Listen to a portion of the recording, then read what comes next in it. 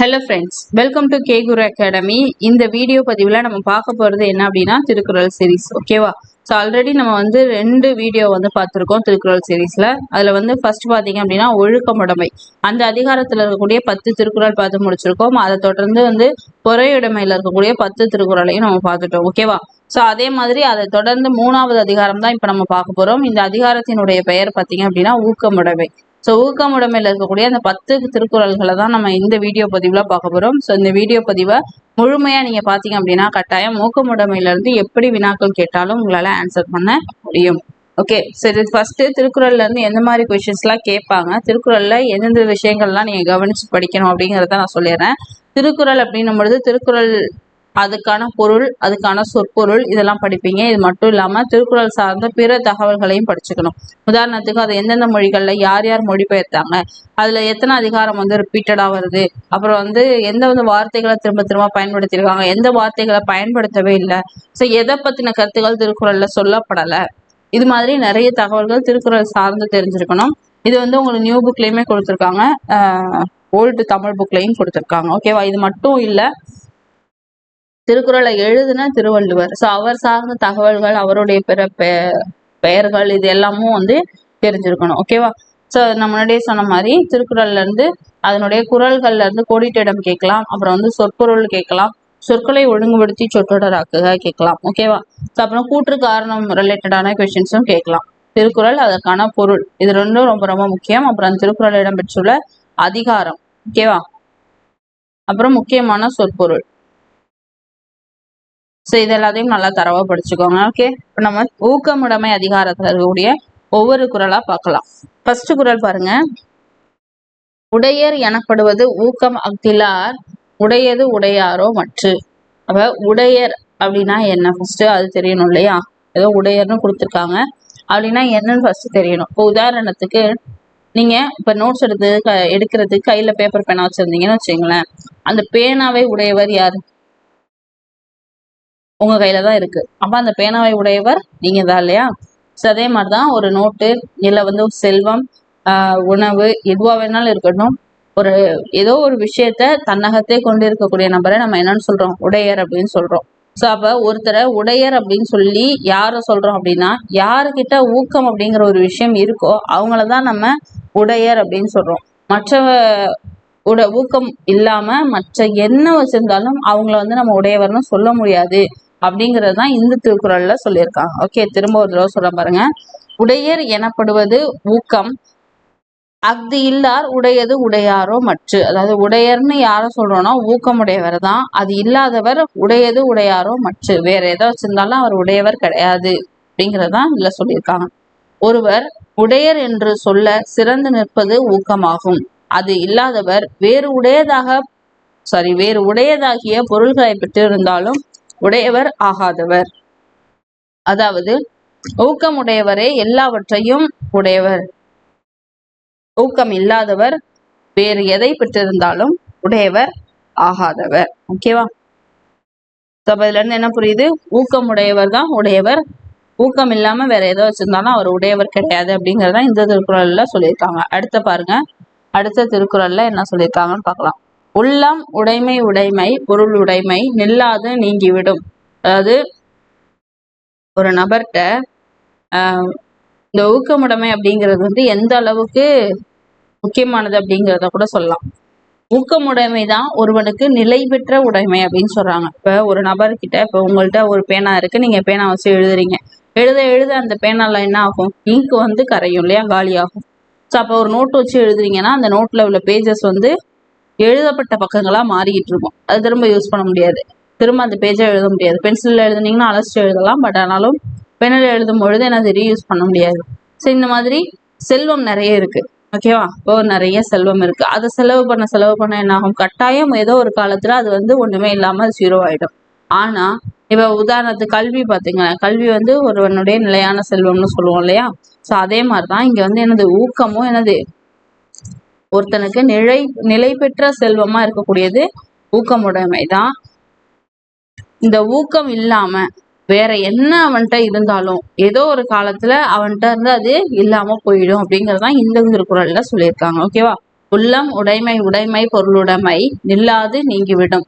ஊக்கமுடைமையே ஒருவனுக்கு நிலை பெற்ற செல்வமாகும். மற்றைய பொருளுடைமை நிலையில்லாமல் நீங்கிவிடும். அதாவது ஊக்கமுடைமையே ஒருவனுடைய நிலையான செல்வம். மற்றைய செல்வங்கள் எல்லாம் நிலைத்திருக்காமல் ஒரு காலத்தில் அவனை விட்டு நீங்கிவிடும். ஓகே, புரியுதா? அடுத்த திருக்குறள் பார்க்கலாம். ஆக்கம் இழந்தேமென்று அல்லாவார் ஊக்கம் ஒருவன்தம் கைத்துடையார். இதுக்கான பொருள் பார்த்தீங்க அப்படின்னா, ஊக்கத்தை உறுதியாக தம் கைப்பொருளாக உள்ளவர் யாம் செல்வத்தை இழந்து விட்டோம் என்று சொல்லி வருந்த மாட்டார். அதாவது யார் ஒருவர் ஊக்கத்தை தன்னுடைய கைப்பொருளாக, இப்ப கைப்பொருள்னா என்ன, தன்னுடைய சேமிப்பு அப்படின்னு கூட சொல்லலாம். ஓகேவா? இப்ப நம்மள்ட்ட இருக்கக்கூடிய சேமிப்பு எல்லாத்தையும், இல்ல நம்மள்ட்ட என்னென்ன இருக்கோ நம்மளுடைய உடைமைகள் எல்லாத்தையும் நம்ம கைப்பொருள் அப்படின்னு சொல்லுவோம். ஸோ அதே மாதிரிதான் இங்க என்ன சொல்றாங்கன்னா, ஊக்கத்தை தன்னுடைய கைப்பொருளாக உடையவர் யாம் செல்வத்தை இழந்து விட்டோம் என்று சொல்லி வருந்தவே மாட்டார் அப்படிங்கிறது தான் இந்த குறளோட பொருள். குறள்ல என்ன சொல்லியிருக்காங்கன்னு பார்க்கலாமா? ஆக்கம் இழந்தேமென்று அல்லாவார் ஊக்கம் ஒருவன் தம் கைத்துடையார். ஓகே, அடுத்த குறள் பார்க்கலாம். ஆக்கம் அதர்வினாய் செல்லும் அசைவிலா ஊக்கம் உடையான் உலை. அதாவது யார் ஒருவன்ட்ட தளராத அந்த விடாமுயற்சி, ஊக்கம் இதெல்லாம் இருக்கோ அவன்கிட்ட இந்த ஆக்கம் என்ன பண்ணும், அதாவது செல்வம் என்ன பண்ணும், தானாவே வழிகேட்டு அவனை சென்று அடையும். ஆக்கம் அப்படின்னா என்ன? செல்வம். ஆக்கம் அதர்வினாய் செல்லும், அதுவாவே செல்லும். அசைவிலா ஊக்கனுடையான் நுழை. ஊக்கம் உடையவன்ட்ட ஆக்கம் அதுவாவே வழிகேட்டு போயிடும். செல்வம் வழிகேட்டு கொண்டு தளர்விடாத முயற்சி உடையவனை சென்று அடையும். ஓகே, இது ரொம்ப முக்கியமான குறள். இது நம்ம ஸ்கூல் புக்ல எல்லாம் இருக்கு. ஓகேவா? அடுத்த குறள் பார்க்கலாம். வெள்ளத்து அணைய மலர் நீட்டம் மாந்தர்த்தம் உள்ளத்து அணையது உயர்வு. அதாவது ஒருவனுக்கு ஊக்கம் எந்த அளவுக்கு முக்கியமானது அப்படிங்கறத விளக்கக்கூடியதா தான் இந்த திருக்குறள் வந்து இருக்கும். ஓகேவா? ஸோ இந்த திருக்குறளை பொறுத்த வரைக்கும் ரொம்ப ரொம்ப முக்கியமான குறள் அப்படின்னு கூட சொல்லலாம். இப்ப ஒரு செடி இருக்கு, ஆனா இங்க என்ன கொடுத்துருக்காங்க, ஒரு பூத்தண்டு கொடுத்துருக்காங்க. பூத்தண்டுன்னு இல்லை, எந்த ஒரு செடியும் அதுக்கு எந்த அளவுக்கு நம்ம வந்து நீர் ஊற்றுறோமோ அதை பொறுத்துதான் அதனுடைய வளர்ச்சி அப்படிங்கிறது இருக்கும் இல்லையா? ஸோ அது மாதிரிதான் இங்க கொடுத்துருக்காங்க. ஒரு பூத்தண்டினுடைய நீளம் அது நிற்கும் நீரின் அளவாகும். இப்ப ஒரு தண்ணி இருக்கு, இதுல ஒரு செடி வச்சிருக்கோம் அப்படின்னா நீரினுடைய அளவை பொறுத்துதான் அதனுடைய வளர்ச்சி அப்படிங்கிறது இருக்கும். அது மாதிரிதான் மக்கள் வந்து தங்களுடைய ஊக்கத்தின் அளவுக்கு ஏற்ற மாதிரிதான் உயர்வு அடைவாங்க. ஸோ அப்ப ஒரு மனிதன் இருக்கான் அப்படின்னும் பொழுது அவனுக்கான ஊக்கம் அப்படிங்கிறது எந்த அளவுக்கு முக்கியமானது அப்படிங்கிறத இந்த திருக்குறள்ல இருந்து தெரிஞ்சுக்கலாம். அதாவது பூக்கள் வந்து தண்ணீருடைய அந்த மட்டத்துக்கு ஏற்ற மாதிரி தான் அதனுடைய வளர்ச்சி இருக்கும். அதே மாதிரிதான் மனிதனுடைய ஊக்கத்தின் அளவை பொறுத்து அவனுடைய உயர்வானது இருக்கும். வெள்ளத்தனைய மலநீட்டம் மாந்தர்த்தம் உள்ளத்தனையது உயர்வு. ஓகே, அடுத்த குறள். உள்ளுவது எல்லாம் உயர்வுள்ளல் மற்றது தள்ளினும் தள்ளாமை நீர்த்து. உயர்வானவற்றையே எப்பொழுதும் நினைத்து முயலுதல் வேண்டும். அவை தவறி போனாலும் அந்த எண்ணத்தை கைவிடுதல் கூடாது. அதாவது ஒரு நபர் அவரால் என்ன ஹையஸ்ட் பாசிபிள் இருக்கோ, அவரால் செய்ய முடிஞ்சதுக்கு அவரோட எபிலிட்டிக்கு குறைவான விஷயங்களை அவர் நினைக்க கூடாது. அவரோட எபிலிட்டியை விட அதிகமான ஒரு உயர்வான ஒரு எண்ணத்தை தான் அவர் வந்து என்ன பண்ணணும், எய்ம் பண்ணி அதற்கான முயற்சியை மேற்கொள்ளணும். ஆனால் சப்போஸ் இன்கேஸ் அந்த முயற்சியில அவர் வந்து தோல்வி அடைஞ்சாலும் கூட அவருடைய எண்ணத்தை வந்து என்ன பண்ணக்கூடாது, கைவிட கூடாது. உள்ளுவது எல்லாம் உயர்வுள்ளல் மற்றது தள்ளினும் தள்ளாமை நீர்த்து. உயர்வானவற்றை எப்பொழுதும் நினைத்து முயலுதல் வேண்டும். அவை தவறி போனாலும் அந்த எண்ணத்தை கைவிட கூடாது. அடுத்த குறள்.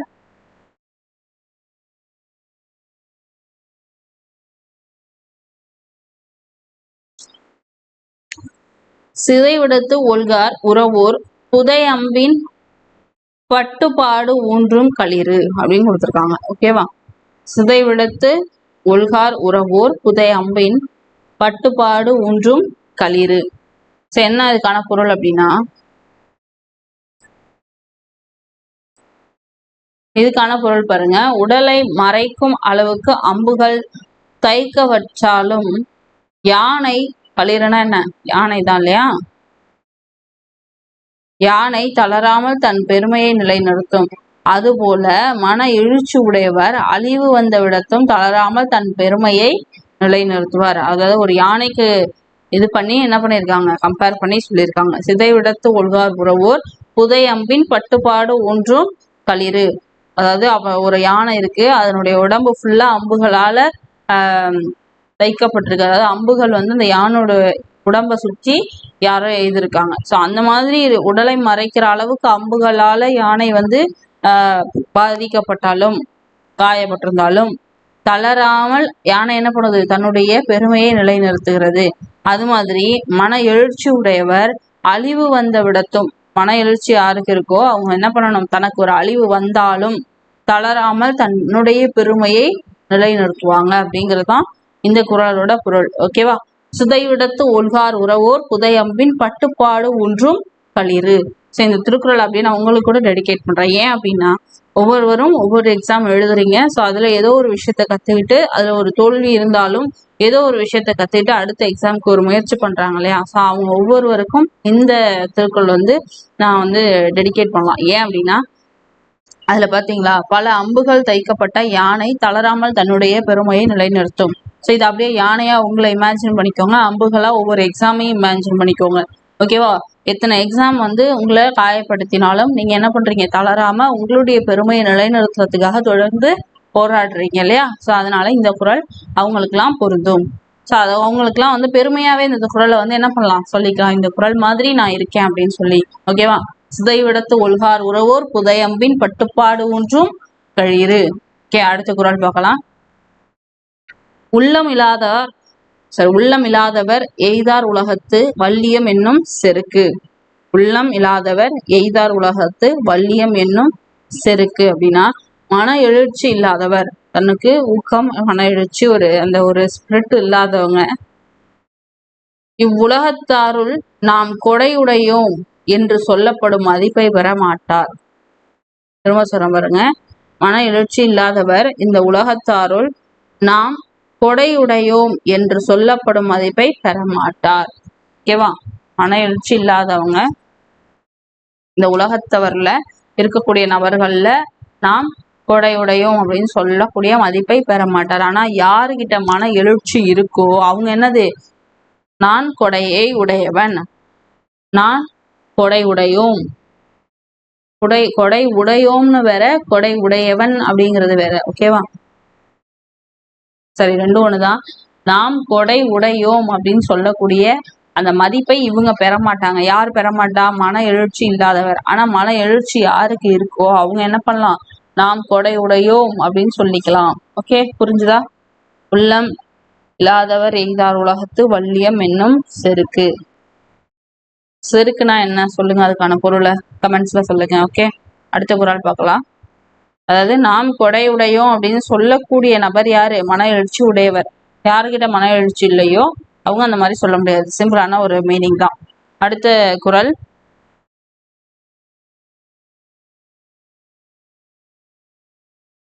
பரியது கூர்ங்கோட்டது ஆயினும் யானை வெறுவும் புலிதா குறின். திரும்ப சொல்றேன், பரியது கூர்ங்கோட்டது ஆயினும் யானை வெறுவும் புலிதா குறின். ஓகேவா? சோ இதற்கான பொருள் பாத்தீங்க அப்படின்னா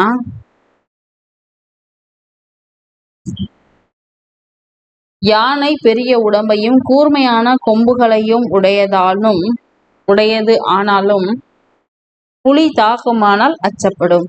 ரொம்ப சிம்பிளான ஒரு விஷயம்தான். யானை எவ்வளவு வலிமையான விலங்கு அப்படிங்கிறது நமக்கே தெரியும். ஆனா அது எவ்வளவு வலிமையான பெரிய உடம்பை வச்சிருந்தாலும் கூர்மையான கொம்புகள் அதுக்கு இருந்தாலும், அதாவது தந்தம் இருக்கு இல்லையா, அதுதான் சொல்லியிருக்காங்க, இப்படிலாம் இருந்தாலும் புலி தாக்குது அப்படின்னா யானை என்ன பண்ணும், அஞ்சு பயந்து ஓடிவிடும். பரியது கூர்ங்கோட்டது ஆயினும் யானை வெறுவும் புலிதா குறின். ஓகே, இதுக்கு வந்து யானையையும் புலியையும் கம்பேர் பண்ணி சொல்லியிருக்காங்க. அடுத்த குறள், புறம் ஒருவர்க்கு உள்ள வெறுக்கை அஃது இல்லார் மரமக்கள் ஆதலே வேறு. மரமக்கள் ஆதலே வேறு, இந்த இடத்துல ஸ்பேஸ் வராது. மரம் மக்கள் ஆதலை வேறு. நாலு நாலு சீர், இங்க வந்து 3 சீர், டோட்டலா 7 சீர். கரெக்டா இருக்கு. இந்த இடத்துல ஸ்பேஸ் வராது. ஓகேவா? ஸோ நீங்க இதை நம்ம பார்த்து நோட் பண்றீங்க அப்படின்னும் பொழுது என்ன பண்ணுங்க, இந்த இடத்துல ஸ்பேஸ் இல்லாம எழுதிக்கோங்க. ஓகே, அவ்வளவுதான். உரம் ஒருவருக்கு உள்ள வெறுக்கை அஃது இல்லார், மரம் மக்கள் ஆதலே வேறு. அப்படின்னா ஒருவனுக்கு ஊக்க மிகுதியே உறுதியான வலிமையாகும், அது இல்லாதவர் மரத்துக்கு சமம் ஆனவர், இவர்கள் மக்கள் உறவில் இருப்பதே வேறுபாடு. அப்படின்னா ரொம்ப சிம்பிள். ஒருவனுக்கு ஒரு நபர் இருக்கான், அவனுக்கு ஊக்கமே இல்லை அப்படின்னா ஊக்க மிகுதியே உறுதியான வலிமை. ஸோ ஊக்கம் வந்து இல்லை அப்படின்னா அவனுக்கு வலிமை இல்லைன்னு அர்த்தம். ஆனா அவனுக்கு ஊக்கம் வந்து அதிக அளவுல இருக்கு அப்படின்னா அவனுக்கு உறுதியான வலிமை இருக்கு அப்படின்னு அர்த்தம். ஓகேவா? ஸோ அதுதான் இந்த லைனுக்கான பொருள். ஒருவனுக்கு ஊக்கம் இருக்கு அப்படின்னும் பொழுது உறுதியான வலிமை உடையவன், ஆனா அது இல்லை அப்படின்னா அவன் மரத்துக்கு சமமானவன். அவன் மக்கள், அதாவது மனுஷ உருவத்துல இருக்கானே தவிர ஆனா அவன் வந்து மரத்துக்கு சமமானவன் தான். யாரு? ஊக்கம் இல்லாதவன். ஓகேவா? ஊக்கம் இல்லாதவன் மரத்துக்கு சமமானவன், அவன் மக்கள் உருவுல இருக்கிறது மட்டும்தான் வேறுபாடு. ஆனா அவனுக்கு ஊக்கம் இருக்கு அப்படின்னா அவன் வந்து உறுதியான வலிமை உடையவன். ஓகேவா? ஸோ இது மாதிரி 10 திருக்குறளையும் என்னென்ன கருத்து சொல்லியிருக்காங்க அப்படிங்கிறத லைட்டா ஒரு தடவை ரீகால் பண்ணிடலாம். ஓகே,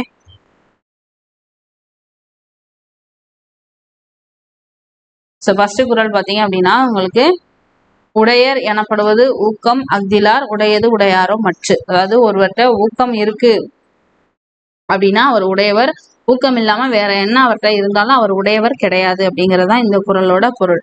ஓகே, அடுத்த குறள் பாருங்க. உள்ளம் உடைமை உடைமை பொருள் உடைமை நெல்லாது நீங்கிவிடும். அதாவது ஊக்கம் உடைமை தான் ஒருவனுக்கு நிலையை பெற்ற உடைமை. மற்ற எல்லா செல்வங்கள் எல்லாமே என்னது ஏதோ ஒரு காலத்துல அவனை விட்டு நிக்காம போயிடும். அடுத்த குறள். ஆக்கம் இழந்தேம் என்று அல்லாவார் ஊக்கம் ஒருவன் தம் கைத்துடையார். அதாவது ஊக்கத்தை உறுதியாக தம் கைப்பொருளாக கொண்டவர் யாம் செல்வத்தை இழந்து விட்டோம் அப்படின்னு சொல்லி வருத்தப்படுற மாதிரி ஒரு விஷயம் நடக்காது, அவர் வருத்தப்படவும் மாட்டாரு அப்படிங்கிறதுதான் இந்த குறளோட பொருள். அடுத்த குறள். ஆக்கம் அதர்வினா செல்லும் அசைவிலா ஊக்கமுடையான் உலை. செல்வம் வந்து வழிகேட்டு யார் ஊக்கத்தோட தளர்வில்லாம தொடர்ந்து முயற்சி செஞ்சுட்டு இருக்காங்களோ அவங்கள்ட்ட செல்வம் வந்து தானாவே வழிகேட்டு போய் அவங்க பக்கத்துல உட்காந்துக்கும். அடுத்தது. வெள்ளத்து அணைய மலர் நீட்டம் மாந்தத்தம் உள்ளத்து அணையது உயர்வு. அதாவது பூக்களினுடைய அந்த தண்டு வந்து நீரினுடைய மட்டத்துக்கு ஏற்ற மாதிரி அதனுடைய வளர்ச்சி இருக்கும். அது மாதிரி ஊக்கத்தினுடைய அளவுக்கு ஏற்ற மாதிரி மனிதர்களுடைய உயர்வானது இருக்கும். அடுத்தது 6வது குறள். உள்ளுவதெல்லாம் உயர்வுள்ளல் மற்றது தள்ளினும் தள்ளாமை நீர்த்து. அதாவது நம்ம எப்பொழுதுமே உயர்வான விஷயங்களை நோக்கி தான் முயற்சி செய்யணும். சப்போஸ் அந்த முயற்சியில நம்ம வந்து தோல்வியுற்றாலும் நம்ம நினைச்ச அந்த எண்ணத்தை வந்து கைவிடக்கூடாது. அடுத்த குறள். சுதை விடத்து ஒல்கார் உறவோர் புதையம்பின் பட்டுப்பாடு ஒன்றும் களிறு. இதுக்கான குறள் என்ன? பல அம்புகள் தைக்கப்பட்ட யானை தளராமல் தன்னுடைய பொறுமையை நிலைநிறுத்துவது போல மன எழுச்சி உடையவர் எந்த ஒரு தளரக்கூடிய ஒரு சூழ்நிலை அழிவு வந்தாலும் தன்னுடைய பெருமையை தளராமல் நிலைநிறுத்துபவரா இருப்பாங்க. அடுத்த குறள். உள்ளம் இல்லாதவர் எய்தார் உலகத்து வல்லியம் என்னும் செருக்கு. மன எழுச்சி இல்லாதவர் இந்த உலகத்தவர்ல நாம் கொடை உடையோம் அப்படின்னு சொல்லக்கூடிய மதிப்பை பெற மாட்டாங்க. ஆனா யார்கிட்ட மன எழுச்சி இருக்கோ அவங்க என்ன பண்ணலாம்? நாம் கொடை உடையோம் அப்படின்னு சொல்லலாம். ஓகேவா? அடுத்த குறள். வறியது கூர்ம்போட்டது ஆயினும் யானை வெறுவும் புலிதா குறின். அதாவது யானை வந்து பெரிய உடம்பையும் கூர்மையான கொம்புகளையும் உடையதா ஆனாலுமே ஒரு புலி அதனை தாக்க வருது அப்படின்னும் பொழுது அது என்ன பண்ணும்? பயப்படும். அதுதான் இந்த குறளுக்கான பொருள். அடுத்த குறள். உரம் ஒருவருக்கு உள்ள வெறுக்கை அஃது இல்லார் மரம் மக்கள் ஆதலே வேறு. அதாவது ஒருவனுக்கு ஊக்க மிகுதிதான் உறுதியான வலிமை, அது இல்லாதவர் மரத்துக்கு சமமானவர். அவர் மனித உருவல இருக்கிறது மட்டும்தான் வித்தியாசம், மற்றபடி அவர் என்னது மரத்துக்கு சமமானவர் அப்படிங்கிறது தான் கொடுத்துருக்காங்க. ஓகே ஃப்ரெண்ட்ஸ், இப்போ நம்ம வந்து ஊக்கமுடைமையில் இருக்கக்கூடிய 10 திருக்குறளையும் வந்து தெளிவாக உங்களுக்கு நான் எக்ஸ்பிளைன் பண்ணியிருக்கேன். அந்த திருக்குறள் அதுக்கான பொருள் தெளிவாக இருக்கும். இதை திரும்ப திரும்ப ரிவிஷன் பண்ணுங்க. ஓகேவா? ஸோ இப்போ நீங்கள் என்ன பண்ணுறீங்க அப்படின்னா இந்த வீடியோ பார்த்ததோட அந்த 3 அதிகாரத்தையும் உங்கள்கிட்ட திருக்குறள் புத்தகம் இருந்ததுன்னா அதில் கூட நீங்கள் படிச்சுக்கோங்க, ஒன்றும் பிரச்சனை இல்லை. சப்போஸ் உங்ககிட்ட எந்த ஒரு சோர்ஸும் திருக்குறளுக்கு இல்லை அப்படின்னும் போது தயவு செய்து அலுப்பு பார்க்காம 20 அதிகாரங்கள் தான், அதை ப்ராப்பரா நீங்க நோட்ல எழுதிட்டீங்க அப்படின்னா என்ன பண்ணலாம், ஒவ்வொரு அழகா இன்னைக்கு வந்து 3வது அதிகாரம் பாக்குறோம் இல்லையா, இதே மாதிரி 2 பார்த்துருக்கோம். ஸோ இன்னைக்கு நீங்க என்ன பண்ணுங்க, ஃபர்ஸ்ட் 2 அதிகாரத்தையும் ஒரு தடவை ரிவிஷன் பண்ணிட்டு இந்த 3வது அதிகாரத்தையும் நல்லா படிச்சுட்டு 3 அதிகாரத்தையும் தரவா ரெடி பண்ணி வச்சுக்கோங்க. ஓகேவா? அடுத்து 4வது அதிகாரம் பார்க்கும்போது இந்த 3ஐயும் ரிவிஷன் பண்ணிக்கலாம். இதே மாதிரி தொடர்ந்து நீங்க வந்து திருக்குறளை ஃபாலோ பண்ணீங்க அப்படின்னா உங்களால 20 அதிகாரத்தையும் கம்ப்ளீட்டடா சூப்பராகவே படிச்சு முடிச்சிட முடியும். ஓகே ஃப்ரெண்ட்ஸ், இந்த வீடியோ பதிவு உங்களுக்கு பயனுள்ளதாக இருந்திருக்கும் நம்புறேன். அடுத்து வேறொரு வீடியோ பதிவில் உங்களை சந்திக்கும் வரை உங்களிடமிருந்து விடைபெறுவது